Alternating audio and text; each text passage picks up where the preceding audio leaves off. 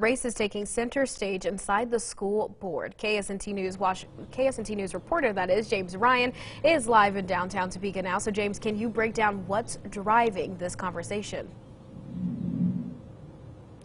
Mackenzie, today's State Board of Education meeting comes less than 2 weeks after the board voted to suspend the education commissioner for making insensitive comments about Native Americans. Now minority advocates are asking for change in Kansas schools.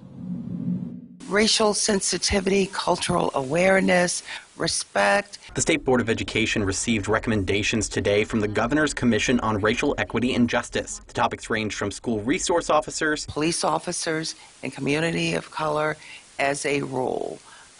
There's a negative relationship that exists.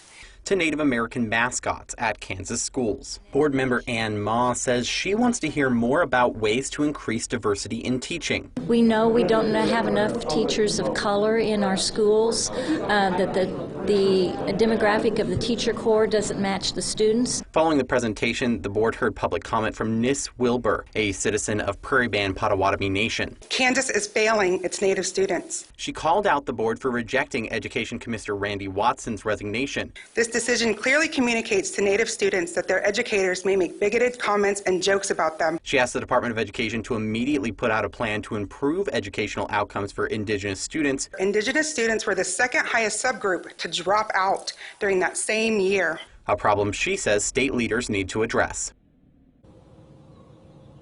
Now, these talks are going to continue tomorrow. The board has on its agenda a discussion on student inclusivity that the board's chair says that there will be Native American leaders in attendance. Live in downtown Topeka, covering local news that matters, James Ryan, KSNT News.